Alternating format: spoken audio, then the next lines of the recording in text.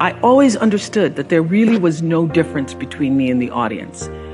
At times, I might have had better shoes, but at the core of what really matters, that we are the same. And you know how I know that? Because all of us are seeking the same thing. You're here at this fabulous school, and we'll go out into the world and each pursue based upon what you believe your talents are, what your skills are, maybe your gifts are, but you're seeking the same thing. Everybody wants to fulfill the highest, truest expression of yourself as a human being. That's what you're looking for. The highest, truest expression of yourself as a human being.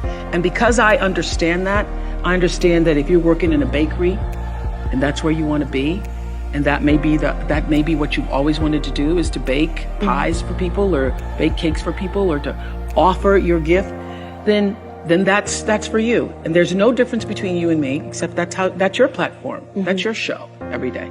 So my understanding of that has allowed me to reach everyone. To reach everyone. And there's no way that you wouldn't, because that's what I truly feel. The way through the challenge is to get still and ask yourself, what is the next right move? Not think about, oh, I got all of this stuff. What is the next right move? And then from that space, make the next right move and the next right move. And not to be overwhelmed by it, because you know your life is bigger than that one moment. You know you're not defined by what somebody says is a failure for you, because failure is just there to point you in a different direction. If I leave you with nothing else, just know this for sure. There is not one thing that has ever happened to you, not one experience, not one encounter, not one crisis, not one joyful thing that hasn't happened just to make you better and help you rise.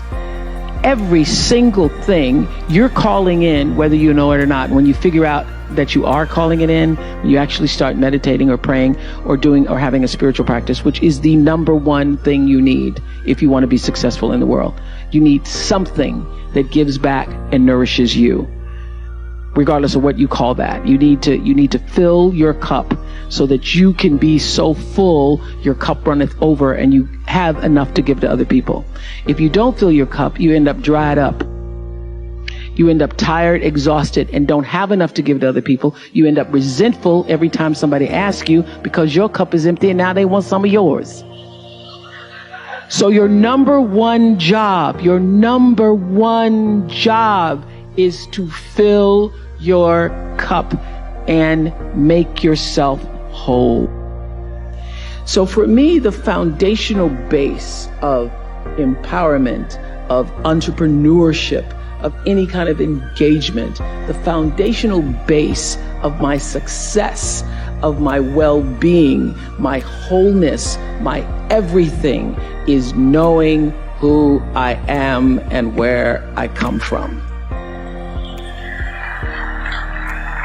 In my living room right now is a painting that I've owned now for 30 years. You can Google it. It's called To the Highest Bidder. And it's at the center of my house. And it's at the center of my house because it actually is symbolic of the foundation of not the house, but the foundation for my life. The painting is by Harry Roseland, who was a genre painter in the early 20th, late 19th century. And the painting is over 6 feet tall, and it shows a slave woman on the auction block holding her daughter's hand. And I cannot come in the door, my front door, or I cannot leave without passing that painting. I am reminded of where I come from every day of my life, and I am reminded because I never want to forget it. And in my library, I have a framed list of enslaved African-American people, remember I showed you, who were held in bondage on various plantations, listed in the ledgers alongside the cows and the horses and the buggies and the other property. And I pass this list every day. And often I stop in front of it and just speak their names out loud and their ages.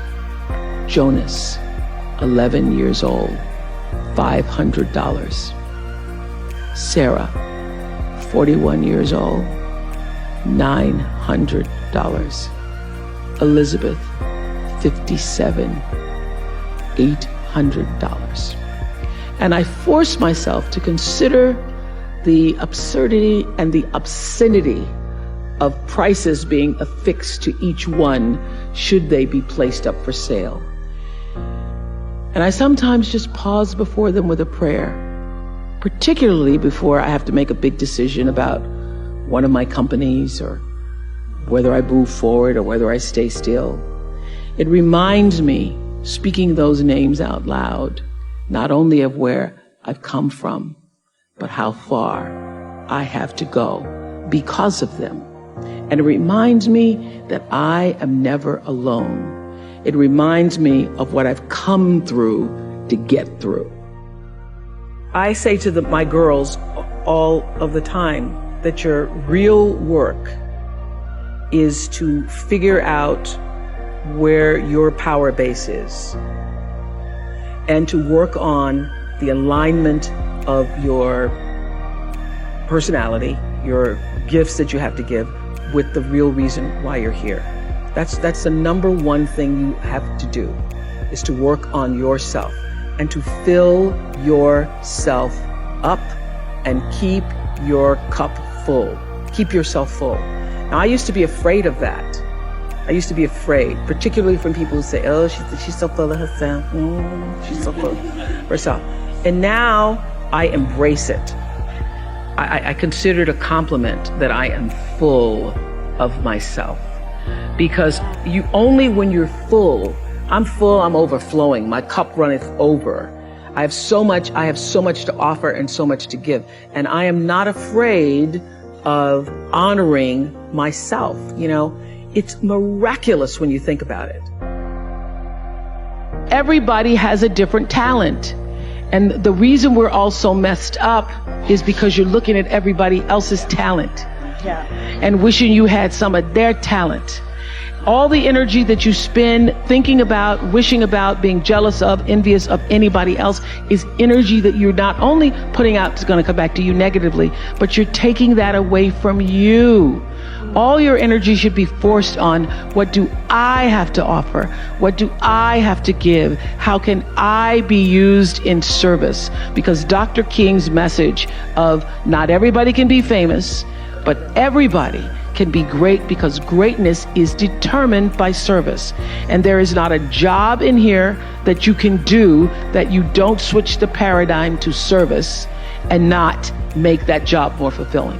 I don't care what the job is. If you say, I'm a singer, I'm a dancer, I'm an artist, I'm a teacher, I'm a nurse, I'm a doctor, I'm a janitor, I'm a clerk, if you say, if I look at this from, how do I use this in service to something bigger than myself? It no longer becomes a job. It becomes an offering to the world. The first law is the third law of motion in physics, which says, for every action, there's an equal and opposite reaction. And we showed that very beautifully in The Color Purple, when Miss Seeley says to Mr., everything you even try to do to me is already done to you. That is not just a rhetorical saying, that is law. That is Newton's third law of motion in physics, which says everything that goes out is coming back. It's just like everything that goes up is coming down. May take it a long time to come down, is coming down. Everything that goes out is coming back, it's coming back. So, to answer the power of manifestation and meditation, what meditation does is sync you up with the source. What meditation does is allows you to literally tap into the power that created you, so that you are in alignment with that.